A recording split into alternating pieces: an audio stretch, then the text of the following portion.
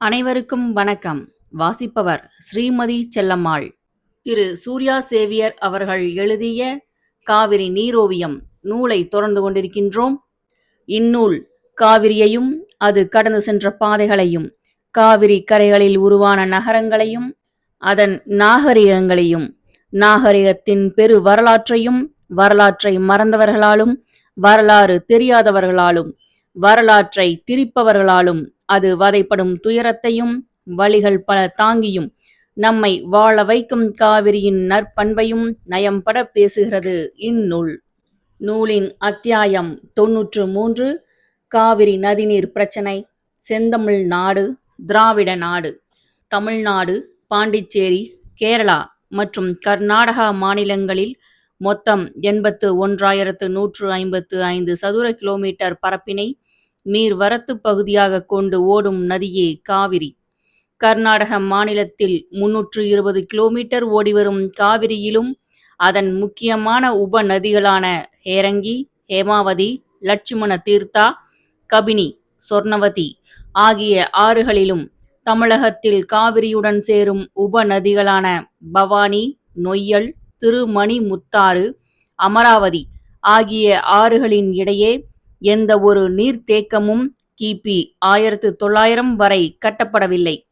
காவிரியிலும் அதன் உப நதிகளிலும் இக்காலத்தில் நடைபெற்ற பாசனங்கள் யாவும் சிறு படுக்கை அணைக்கட்டுகள் மற்றும் வாய்க்கால்கள் மூலமாகவும், ஆற்றின் குறுக்கே கொரம்புகள் அமைத்து சிறு கால்வாய்களில் நீர் ஓட்டத்தை திருப்பி ஆற்றின் கரைகளை ஒட்டிய பகுதிகளில் பயிர் செய்வது வழக்கமாக இருந்தது. குடிநீருக்கோ தொழிற்சாலைகளுக்கோ தண்ணீர் கொண்டு செல்வது அப்போது நடைமுறையில் இல்லை. அப்போது காவிரியில் குடிநீருக்கு பயன்படுத்தப்பட்ட நீரின் அளவு 1 டிஎம்சி மட்டுமே. கிபி 1900 தமிழ்நாட்டில் கரையோர கால்வாய்கள், சிறு குளங்கள், ஏரிகள் மூலம் பாசன வசதி பெற்ற நிலங்கள் 16,04,300 ஏக்கர்கள். கர்நாடகத்தில் 3,10,100 ஏக்கர்கள். இக்காலத்தில் கேரளாவில் காவிரி நீர் பாசனத்திற்கோ பிற உபயோகத்திற்கோ பயன்படுத்தப்படவில்லை. இரு மாநிலங்களிலும் சேர்த்து காவிரி மற்றும் உப நதிகளின் படுகைகளில் 19,14,400 ஏக்கர் நிலங்களும், தமிழ்நாட்டில் இதற்கான நீரின் உபயோக அளவு 430.13 டிஎம்சியும், கர்நாடகத்தில் 71.96 டிஎம்சியும், மொத்தமாக 502.09 டிஎம்சி பயன்படுத்தப்பட்டு வந்தது. 1892 ஆண்டில் ஏற்பட்ட ஒப்பந்தத்தின்படியும், அதன் தொடர்ச்சியாக 1924 ஏற்பட்ட ஒப்பந்தத்திற்கு ஏற்பவும், காவிரியின் குறுக்கே மைசூர் அரசு கண்ணம்பாடி எனும் கிருஷ்ணராஜ சாகர் நீர்த்தேக்கம் கட்டிக்கொள்ளவும், தமிழ்நாட்டில் மேட்டூர் நீர்த்தேக்கம் கட்டிக்கொள்ளவும் வழிவகை ஏற்பட்டு பாசன பரப்பு விரிவுபடுத்தப்பட்டது. கேரள பகுதிகளில் சிறு பாசன திட்டங்களும், குடிநீர் தேவைக்கு தண்ணீர் எடுத்துக்கொள்வதும் நடைமுறைக்கு வந்தன. இதனால் பாசன பகுதிகள் விரிவடைந்தது. 1956 தமிழ்நாட்டில் 23,17,100 ஏக்கர் நிலங்களும், கர்நாடகத்தில் 5,65,400 ஏக்கர் நிலங்களும், கேரளத்தில் 6,500 ஏக்கர் நிலங்களுமாக மொத்தம் 28,88,900 ஏக்கர் நிலங்கள் பாசனத்திற்கு கொண்டுவரப்பட்டன. குடிநீர் தேவை 7.20 டிஎம்சியாகவும், பாசனத்தின் தேவையாகவும் மொத்தம் 699.45 டிஎம்சியாக உயர்ந்துவிட்டது. 1971 ஆண்டு கணக்கின்படி தமிழ்நாட்டில் காவிரி நதிநீர் பாசன பரப்பு 28,20,800 ஏக்கர்களாகவும், கர்நாடக மாநிலத்தில் 6,68,000 ஏக்கர்களாகவும், கேரளத்தில் 6,300 ஏக்கர்களாகவும் மொத்தமாக 34,95,100 ஏக்கர்களாக விரிவடைந்தது.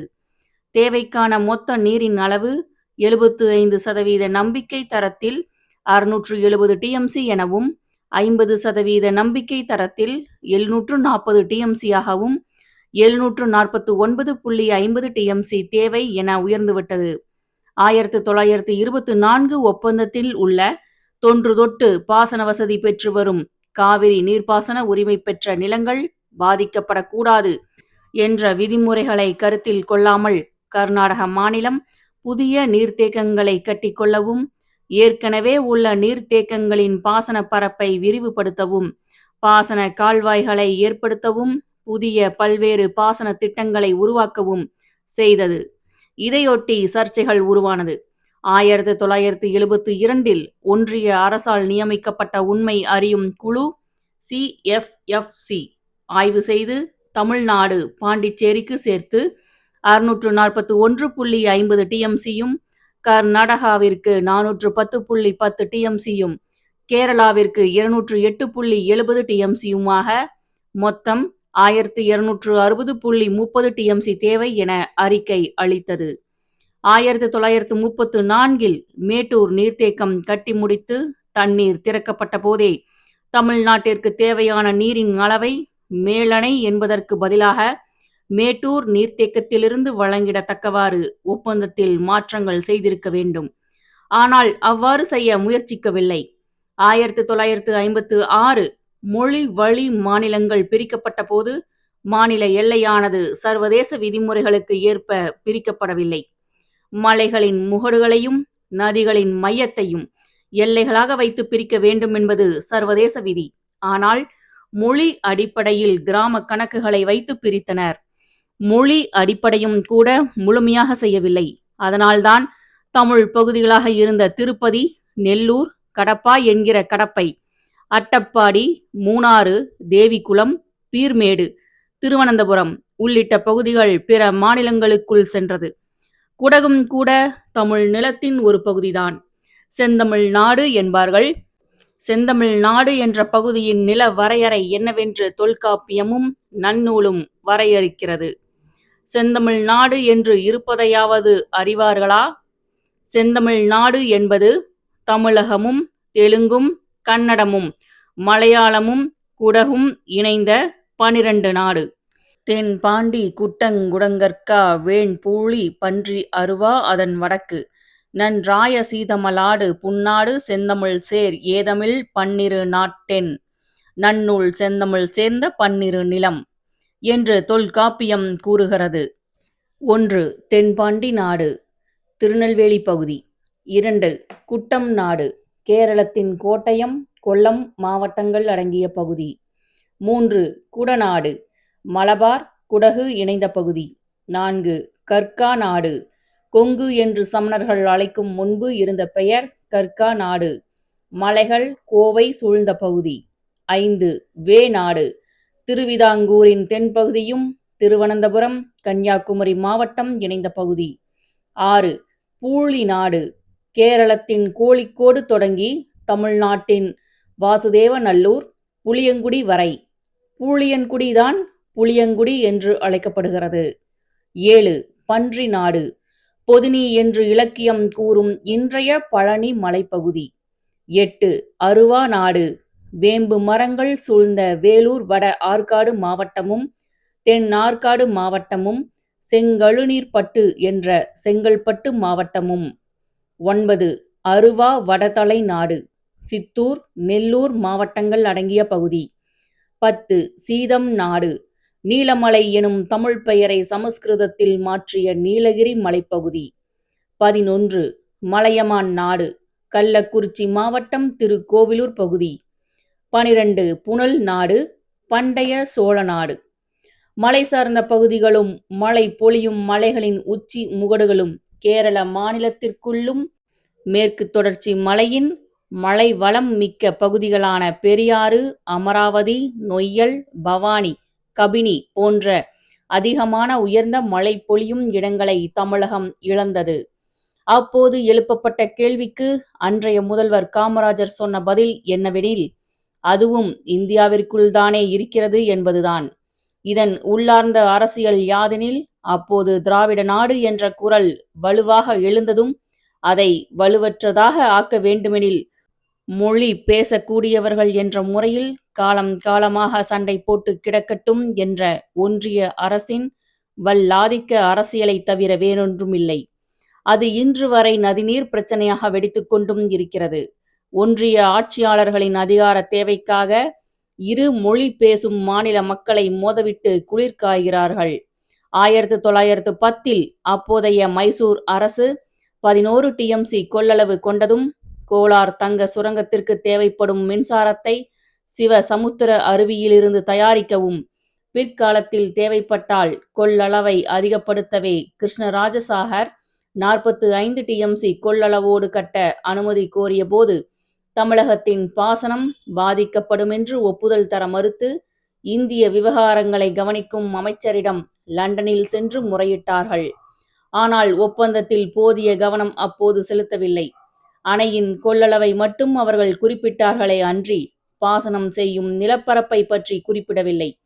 மழை பிடிப்பு பகுதியான கர்நாடகத்தில் நதிகளில் ஓடும் தொடர் நீரானால் அணைகள் பலமுறை நிரம்பும் என்பதை கவனத்தில் கொள்ளாததன் விளைவே தமிழகத்தின் இன்றைய சிக்கலுக்கு பிரதான காரணமாகும்.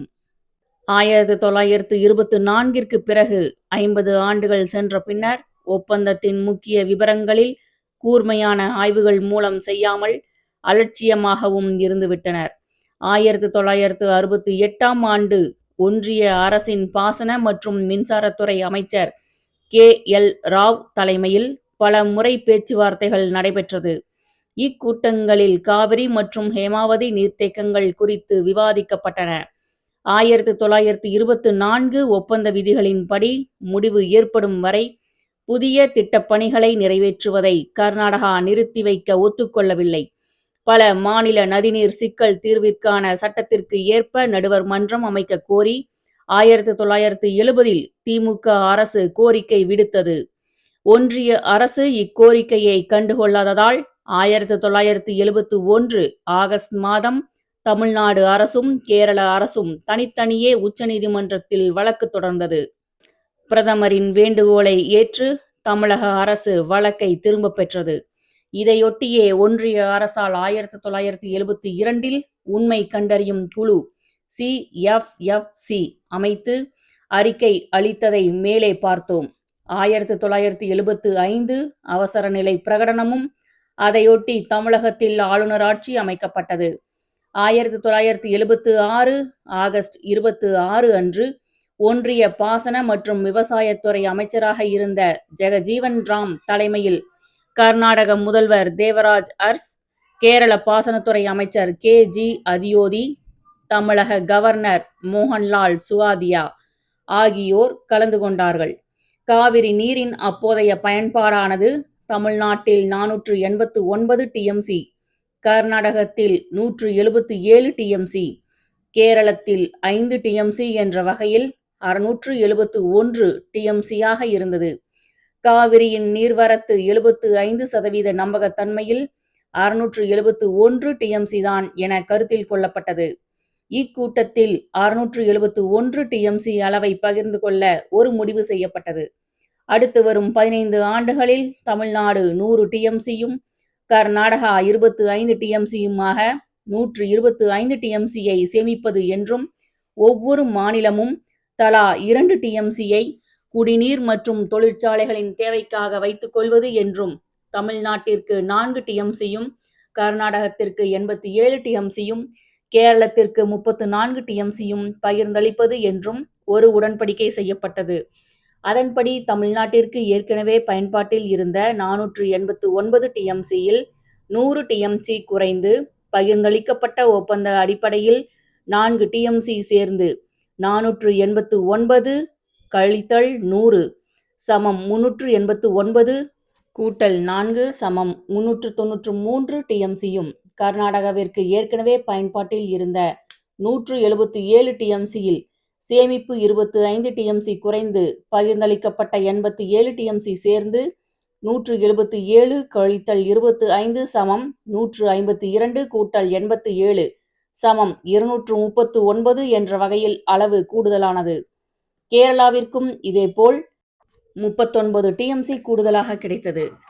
671 என்ற வகையில் பகிர்ந்தளிப்பதாக முடிவெடுத்தார்கள். அவசர நிலை பிரகடனத்தை பயன்படுத்தி ஒன்றிய அரசால் தமிழகத்திற்கு செய்த அப்பட்டமான துரோகம் என இந்த ஒப்பந்தம் தமிழகத்தால் கடுமையாக எதிர்க்கப்பட்டது. 1968 முதல் 1990 ஆண்டு வரை 26 முறை இந்த பிரச்சினைக்காக கூடி பேசியும் சுமூகமான முடிவு எட்டப்படவில்லை. காவிரி நடுவர் மன்றம் அமைக்க வேண்டுமென்ற முடிவில் இக்காலத்தில் செயல்பட்ட தமிழக அரசுகள் உறுதியாக இருந்தது. விவசாயிகளின் அமைப்புகள், தமிழக ஆட்சியாளர்களின் தொடர் முயற்சியாலும் ஒன்றிய அரசு நடுவர் தீர்ப்பாயம் அமைக்க உச்ச நீதிமன்றம் அளித்த தீர்ப்பின்படி அப்போது பிரதமராக இருந்த வி.பி. சிங் அவர்களால் காவிரி தீர்ப்பாயம் அமைக்கப்பட்டது.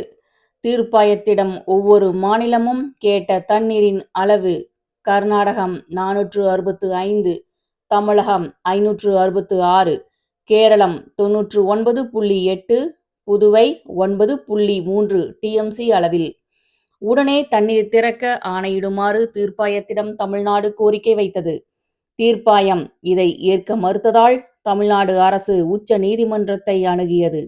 உச்ச நீதிமன்ற கட்டளைப்படி தீர்ப்பாயம் மறுபரிசீலனை செய்து இடைக்கால தீர்ப்பு வழங்கியது. 1980 மற்றும் 81ற்கும் 1989 முதல் 90க்கும் இடைப்பட்ட 10 ஆண்டு சராசரியை கணக்கிட்டு ஒவ்வொரு நீர்ப்பாசன ஆண்டிலும் கர்நாடகம் தமிழ்நாட்டிற்கு 205 டிஎம்சி நீர் வழங்க வேண்டும் என்பதே இடைக்கால தீர்ப்பு. மாத வாரியாகவும் அந்தந்த மாதம் வார வாரியாகவும் கர்நாடகம் திறந்துவிட வேண்டிய நீரின் அளவு வரையறுக்கப்பட்டது. கர்நாடகம் அதன் பாசன பரப்பை அப்போதைய 11,20,000 ஏக்கருக்கு மேல் விரிவுபடுத்தக்கூடாது என்றும் தீர்ப்பாயம் ஆணையிட்டது. இந்த இடைக்கால தீர்ப்பிற்கு எதிராக கர்நாடக அரசு அவசர சட்டம் பிறப்பித்தது. பின்னர் குடியரசுத் தலைவர் கேட்டுக்கொண்டபடி உச்ச நீதிமன்றம் தலையிட்டு அந்த அவசர சட்டத்தை நீக்கியது. தீர்ப்பாயத்தின் இடைக்கால தீர்ப்பு 1991 டிசம்பர் 11 அன்று அரசு இதழில் வெளியிடப்பட்டது. இதற்கு எதிராக கர்நாடகத்தில் வன்முறை வெடித்தது. தமிழர்களுக்கு எதிராக கொலைகளும் கொள்ளையும் தீவைப்பும் நிகழ்ந்தன. 1992, 93, 94 ஆண்டுகளில் போதிய மழைப்பொழிவு இருந்ததால் பெரிதாக சிக்கல் எழவில்லை. 1995 பருவமழை பொய்த்ததால் தீர்ப்பாயத்தின் இடைக்கால தீர்ப்பை நடைமுறைப்படுத்த முடியாது என கர்நாடகம் மறுத்துவிட்டது. உச்ச நீதிமன்றத்தில் தமிழ்நாடு வழக்கு தொடர்ந்தது. நீதிமன்றம் அறிவுறுத்தியபடி தமிழ்நாடு தீர்ப்பாயத்தை அணுகியது. தீர்ப்பாயம் 11 டிஎம்சி தண்ணீர் திறக்க ஆணையிட்டது. கர்நாடகம் இதை ஏற்க மறுத்ததால் தமிழ்நாடு மீண்டும் நீதிமன்றத்தை அணுகிய போது மத்திய அரசு இதில் தலையிட நீதிமன்றம் ஆணையிட்டது. ஒன்றிய அரசானது தமிழ்நாட்டிற்கு 6 டிஎம்சி தண்ணீரை கர்நாடகம் திறக்க ஆணையிட்டது. 1997 ஒன்றிய அரசு காவிரி நதிநீர் ஆணையத்தை அமைத்தது. கர்நாடகம் எதிர்ப்பு தெரிவித்ததால் இந்த ஆணையம் அதிகாரமற்றதாக மாற்றப்பட்டது. இது பிரதமரையும் 4 மாநில முதல்வர்களையும் உறுப்பினர்களாக கொண்டது. எல்லா உறுப்பினர்களும் கலந்து கொண்டால்தான் இந்த ஆணையம் கூட முடியும். கூடினாலும் ஒருமனதாக மட்டுமே முடிவெடுக்க முடியும். இந்த ஆணையத்தால் ஒரு பயனும் விளையவில்லை. 2007 பிப்ரவரி 5 அன்று தீர்ப்பாயம் இறுதி தீர்ப்பு வழங்கியது. கொள்ளிடம் கீழணை வரைக்கும் காவிரி வடிநிலத்தில் ஓராண்டு காலத்தில் கிடைக்கும் மொத்த நீரின் அளவு 740 டிஎம்சி. இதில் இறுதி தீர்ப்பின்படி சுற்றுச்சூழல் பாதுகாப்பிற்கும் கடலில் கலப்பதற்கும் 14 டிஎம்சி ஒதுக்கியது போக தமிழகத்திற்கு 419 டிஎம்சி, கர்நாடகத்திற்கு 270 டிஎம்சி, கேரளத்திற்கு 30 டிஎம்சி, புதுவைக்கு 7 டிஎம்சி ஒதுக்கப்பெற்றது. தமிழகத்திற்கு உரிய பங்கில் தமிழகத்திற்கு கிடைப்பது போக கர்நாடகம் திறந்துவிட வேண்டிய அளவு 192 டிஎம்சி தான். காவிரி நதிநீர் பங்கீட்டு வழக்கை விசாரித்த நடுவர் மன்றம் கடந்த 2007 இறுதி உத்தரவு பிறப்பித்தது. அந்த உத்தரவில் தமிழகத்திற்கு 192 டிஎம்சி நீர் வழங்க உத்தரவிட்டிருந்தது. இந்த தீர்ப்பை எதிர்த்து தமிழ்நாடு, கர்நாடகா, கேரளம் ஆகிய மாநிலங்கள் உச்ச நீதிமன்றத்தில் மேல்முறையீடு செய்தன. கடந்த 10 ஆண்டுகளுக்கும் மேலாக நடந்த இவ்வழக்கில் 2018 பிப்ரவரி மாதம் 16ஆம் தேதி உச்ச நீதிமன்றம் தீர்ப்பு வழங்கியது. அதில் தமிழகத்திற்கு வழங்கப்பட்ட நீரின் அளவை 192 டிஎம்சியில் இருந்து 177.25 டிஎம்சியாக குறைக்கப்பட்டது. கர்நாடகாவிற்கு 284.75 டிஎம்சி நீரும், கேரளாவிற்கு 30 டிஎம்சி நீரும், புதுச்சேரிக்கு 7 டிஎம்சி நீரும் வழங்க வேண்டும் என்றும் இந்த தீர்ப்பை நடைமுறைப்படுத்த ஒன்றிய அரசு 6 வாரங்களுக்குள் செயல் திட்டம் உருவாக்க வேண்டும் எனவும் உத்தரவிட்டது.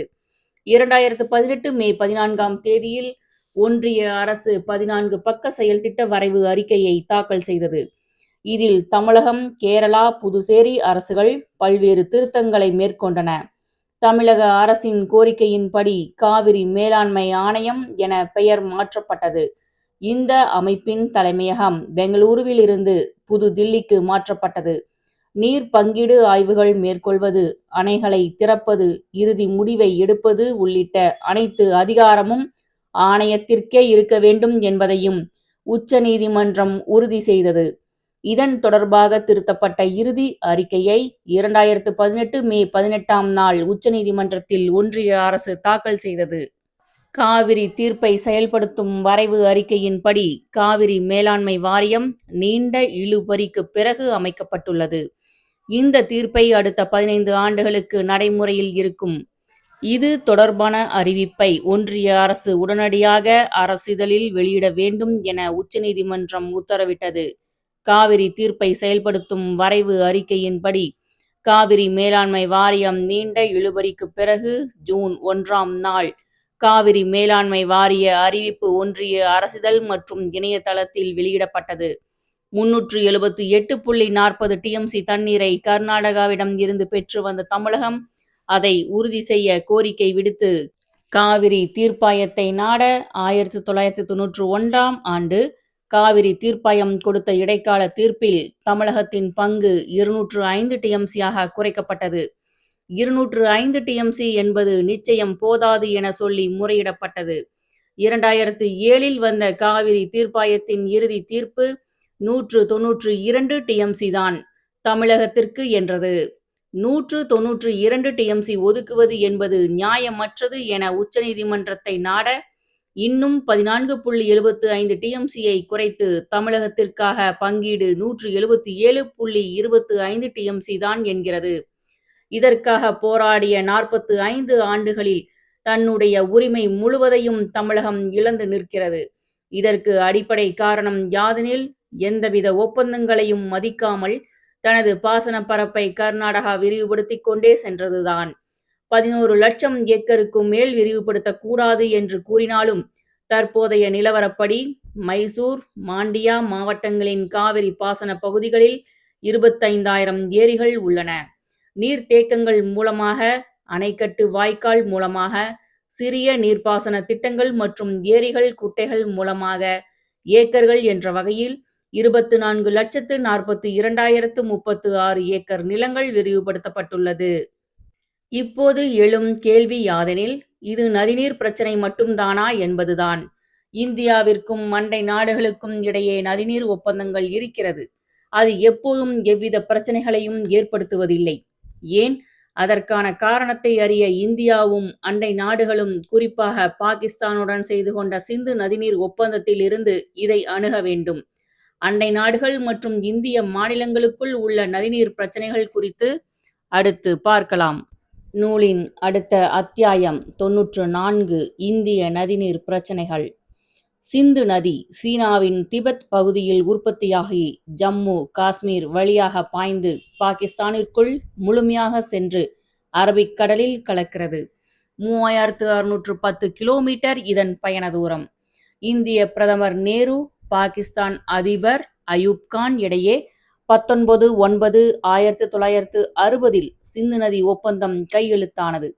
இதன்படி இந்த ஒப்பந்தத்தை முறைப்படுத்த முதலாக 1965இல் ஒரு ஆணையம் அமைக்கப்பட்டது. இந்த ஒப்பந்தத்தின்படி சிந்து உள்ளிட்ட 6 நதிகள் தொகுப்பில் சிந்து நதிக்கு கிழக்கே உள்ள ரவி, பியாஸ், சட்லஜ் ஆகிய நதிகளை இந்தியா முழுவதும் பயன்படுத்திக் கொள்வது என்றும், மேற்கு புறத்தில் இருந்த ஜீலம், செனாப், இண்டூஸ் ஆகிய நதிகளை பாகிஸ்தான் முழுமையாக பயன்படுத்தலாம் என்று ஒப்புக்கொள்ளப்பட்டது. சிந்து நதியிலிருந்து 2,60,00,000 ஏக்கர் பாசன வசதியை பாகிஸ்தான் பெறுகின்றது. அந்நாட்டிற்கான குடிநீருக்கும் சிந்து நதி நீர்தான் முழுமையாக பயன்படுகின்றது. பாகிஸ்தானின் தேசிய நதியும் சிந்து தான். சீனாவின் திபெத்தில் உற்பத்தியாகும் சிந்து நதியை 93% பாகிஸ்தான் தான் பயன்படுத்துகிறது. சீனா 2%, இந்தியா 5% பயன்படுத்துகின்றன. நாடு பிரிவினையின் போது இந்தியாவும் பாகிஸ்தானும் நதிநீர் பங்கீடு ஒப்பந்தங்கள் ஏதும் செய்து கொள்ளவில்லை. உலக வங்கி தலையீட்டின் பேரில் ஒப்பந்தம் போடப்பட்டது. சிந்து நதி நீர் பகிர்வு எல்லை பிரச்சினை குறித்து 1950 இந்தியாவிலிருந்து சென்ற குழுவுடன் நடந்த பேச்சுவார்த்தை சிக்கலின்றி முடிந்தது. இந்திய குழுவின் தலைவர் முன்னாள் அமைச்சர் ஸ்வரன் சிங், பாகிஸ்தான் குழு தலைவர் சிக்கந்தர் அலி பெக் ஆகியோர் தலைமையில் பேச்சுவார்த்தைகள் நடைபெற்றது. பாகிஸ்தான் அதிபர் அயூப் கான் அன்றைய கிழக்கு பாகிஸ்தான் டாக்காவுக்கு செல்லும் வழியில் டெல்லி பாலம் விமான நிலையத்தில் இறங்கி எந்தவிதமான முன்னறிவிப்பும் இல்லாமல் பிரதமர் நேருவை சந்தித்து இது குறித்து பேசி இறுதிப்படுத்தினார். இதற்கு பின் 1960 செப்டம்பர் 19 முதல் 23 வரை நேரு பாகிஸ்தானிற்கு பயணம் மேற்கொண்ட நேரத்தில் சிந்து நதிநீர் உடன்பாடு முழுமை பெற்றது. ஆரம்பத்தில் 13 ஆண்டுகள் நீட்டித்துக் கொள்ளலாம் என்று உடன்பாடு செய்யப்பட்டது. இத்திட்டத்தின் மொத்த செலவு 107 கோடி அமெரிக்க டாலர்கள் ஆகும். இதில் பாகிஸ்தான் பங்கு 87 கோடி அமெரிக்க டாலர்கள் ஆகும். இந்த ஒப்பந்தத்தில் நேருவும் அயூப் கானும் உற்சாகமாக ஈடுபாடு காட்டினர். இந்தியாவுக்கும் பாகிஸ்தானுக்கும் இடையே 1965, 1971, 1999, கார்கில் ஆகிய ஆண்டுகளில் 3 யுத்தங்கள் நடந்தாலும் இதுவரை சிந்து நதிநீர் ஒப்பந்தம் மீறப்படாமல்தான் இருக்கிறது. ஆனால் பிரதமர் மோடி தலைமையில் கடந்த 26/9/2016 நடந்த கூட்டத்தில் சிந்து நதியின் தண்ணீர் முழுவதும் இந்தியாவிற்கே சொந்தம் என பல்வேறு முடிவுகள் எடுக்கப்பட்டது. சிந்து நதிநீர் ஒப்பந்தம் சட்டவிரோதமானது என கூறி உச்ச நீதிமன்றத்தில் வழக்கும் தொடரப்பட்டது. இந்த ஒப்பந்தத்தில் ஏற்கனவே மத்தியஸ்தம் செய்த உலக வங்கியானது திரும்பவும் தலையிட்டு பிரச்சனையை தீர்க்க வேண்டும் என்று வாஷிங்டன் நகரில் உள்ள உலக வங்கியின் தலைமையகத்திற்கு நேரடியாக சென்று பாகிஸ்தான் முறையிட்டுள்ளது. இதற்கான நடுவர் மன்றத்தை அமைக்க வேண்டும் என பாகிஸ்தான் கோரிக்கை வைத்துள்ளது. பன்னாட்டு நீதிமன்றத்திற்கும் இதை எடுத்து செல்வோம் என பாகிஸ்தான் கூறியுள்ளது. ஒன்றிய பாஜக அரசின் மத வெறியிலான அணுகுமுறையாலும் அமெரிக்க ஏகாதிபத்திய நாடுகள் இந்தியாவை கொள்ளையிட அனுமதிப்பதாலும் அண்டை நாடுகள் அனைத்தோடும் பகைமை பாராட்டி நிற்கிறது. உள்நாட்டிலும் அண்டை நாடுகளிலும் பகையை பையில் சுமந்து செல்லும் அரசாகவே ஒன்றிய பாஜக அரசின் செயல்பாடுகள் இருப்பது கவலை அளிக்கும் செய்தியாகும். உலக அளவில் நைல், அமேசான், சீனாவில் யாங்சே, அமெரிக்காவில் Mississippi, Missouri, Yenisei, Angara, Ob Irtysh, Huang He, மஞ்சளாறு, Amur, Congo, Lena, Amu Darya, Damodar, Danube, Columbia, Detroit, Dnieper, Dniester, Euphrates, Jordan ஆறு, நியூஸ் ஆறு, நைஜர் ஆறு, பரணா ஆறு, ரைன், ரோன், ஓல்டா போன்ற பல நதிகள் நாடு விட்டு நாடு கடந்து பாய்கின்றன. எந்த சிக்கலும் இல்லாமல் நீர் பங்கீடு முறைப்படுத்தப்பட்டுள்ளது. பிரம்மபுத்திரா நதி சீனா, இந்தியா, வங்கதேசம் ஆகிய நாடுகளுக்கிடையே முறையாக நீரை பங்கீடு செய்கின்றது. தீஸ்டா நதி நீரையும் வங்கதேசம் பகிர்ந்து கொள்கிறது. ஆனால் இந்தியாவிற்குள் இன்னும் பல நதிநீர் தாவாக்களுக்கு தீர்வு எட்டப்படாமலேயே உள்ளன. காவிரி பிரச்சினை, ஒகேனக்கல் பிரச்சினை, தென்பெண்ணை ஆற்று பிரச்சினை, கேரளாவோடு நெய்யாறு, உள்ளாறு, செண்பகத்தோப்பு, முல்லை பெரியாறு, ஆழியாறு, பரம்பிக்குளம், சிறுவாணி, பம்பாறு, பாண்டியாறு, புன்னம்புழா போன்ற சிக்கல்களும், ஆந்திராவோடு பாலாறு, பொன்னியாறு ஆகிய பிரச்சனைகள் இன்றும் நீடிக்கிறது. பஞ்சாபிற்கும் ஹரியானாவிற்கும் சட்லஜ், யமுனா நதிநீர் பங்கீட்டில் பிரச்சனை ஏற்பட்டது. 2 மாநிலங்கள் பிரிந்தபோது தீரா பிரச்சனையாக இருந்தது. உச்ச நீதிமன்ற தீர்ப்பிற்கு பின் 2004 குடியரசுத் தலைவருடைய தலையீட்டால் சில முடிவுகள் மேற்கொள்ளப்பட்டன. இன்னும் இப்பிரச்சனை தீராமல் உள்ளது. மகாநதி நீர் பங்கீடு குறித்து ஒடிசாவும் சத்தீஸ்கருக்கும் பிரச்சனை. ஹிராகுட் அணையில் நீர்த்தேக்கம் குறித்து பிரச்சனைகள் எழுந்தன. தெலுங்கானா, ஆந்திரா, கர்நாடகம், மகாராஷ்டிரத்திற்கு இடையில் கிருஷ்ணா நதிநீர் பிரச்சனையும் தீர்க்கப்படாத சிக்கலாக இருந்தாலும் காவிரி பிரச்சனை போல இல்லாமல் நீர் பங்கீடு ஓரளவு முறைப்படுத்தப்படுகிறது. கோதாவரி நதிநீர் பிரச்சனையில் ஒடிசா, சத்தீஸ்கர், தெலுங்கானா மாநிலங்களில் கோலாவரம் அணை கட்டுவது குறித்த பிரச்சனைகள் உள்ளன. வன்சதாரா நதிநீர் பிரச்சனை ஒடிசா, ஆந்திர பிரதேசம் இடையில் சிக்கலாக உள்ளது. இது குறித்து விசாரிக்க 2010 நடுவர் மன்றம் அமைக்கப்பட்டது.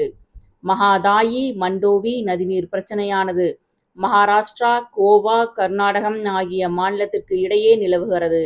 இதையும் விசாரிக்க 2010 நடுவர் மன்றம் அமைக்கப்பட்டது. நர்மதா ஆறு குஜராத், மகாராஷ்டிரம், மத்திய பிரதேசம், ராஜஸ்தான் இடையே பிரச்சனையாகி இருக்கிறது. 1979 நடுவர் மன்றம் தீர்ப்பை அளித்தது.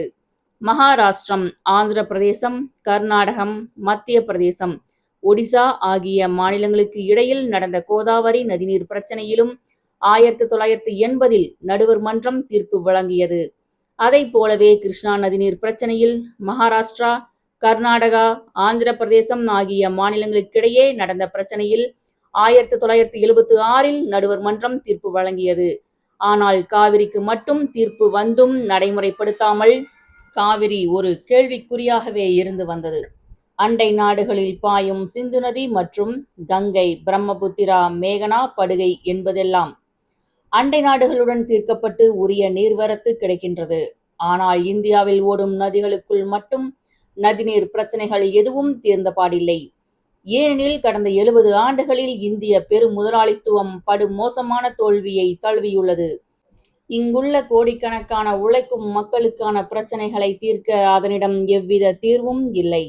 ஏகாதிபத்திய நாடுகளுடன் நட்புறவு பாராட்டுகிறது. ஏனெனில் இந்திய பெருமுதலாளிகள் ஏகாதிபத்திய நாடுகளுடன் தொழில் உறவு கொண்டுள்ளனர். தன்னை கொடூரமான பொருளாதார பலத்தில் உயர்த்தி கொண்டுள்ளனர். அதானி உலகின் பணக்காரர் பட்டியலில் 2ஆம் இடத்திற்கு முன்னேறினார். ஆனால் இந்தியா பட்டினி குறியீட்டில் 121 நாடுகளில் 107வது இடத்தில் இருக்கிறது. எனவே தன்னால் வெகு மக்களின் பிரச்சனைகளை தீர்க்க முடியாத காரணத்தால் சாதி, மதம், மொழி, இனம் என்ற வெறிகளை தூண்டி துண்டாடுகிறது. அந்த துண்டாட்டத்தில்தான் நதிநீர் பிரச்சனைகள் சிக்கி தவிக்கின்றன. மக்கள் துயரத்திற்கு ஆளாகிறார்கள். இந்திய ஆட்சியாளர்கள் ஏகாதிபத்திய மற்றும் பெரு முதலாளித்துவ கார்ப்பரேட்டுகளின் ஊதுகுழல்களே. பிரச்சனை முற்றுகிற போதும் தேர்தல் நேரத்திலும் கங்கை, காவிரியை இணைப்போம் என்பார்கள். அது சூழலியலுக்கு கேடு என்ற குரல் மற்றொரு பகுதியிலிருந்து கிளம்பும். இவர்கள் சொல்லும் கங்கை, காவிரி இணைப்பு என்றால் என்ன? தேசிய நதிகள் இணைப்பு என்கிறார்களே, அது என்ன? அதை நிறைவேற்ற முடியுமா? உலக நாடுகளில் இது போன்ற திட்டங்கள் செயல்படுத்தப்பட்டுள்ளதா? இங்கு அதை நிறைவேற்றினால் ஏற்படும் சாதகம் என்ன, பாதகம் என்ன? இதுதான் நிரந்தர தீர்வா? வேறு ஏதேனும் மாற்று வழி உள்ளதா? அடுத்து பார்க்கலாம். நூலின் அத்தியாயம் 95 நதிநீர் இணைப்பில். நூலின் இப்பகுதி இத்துடன் நிறைவடைகிறது. நூலின் அத்தியாயங்களை தொடர்ந்து கேட்க ஸ்ரீமதி செல்லம்மாள் வலையொலி அலைவரிசையை பதிவு செய்யுங்கள். ஸ்ரீமதி செல்லம்மாள் தொடர்வாள். நன்றி, வணக்கம்.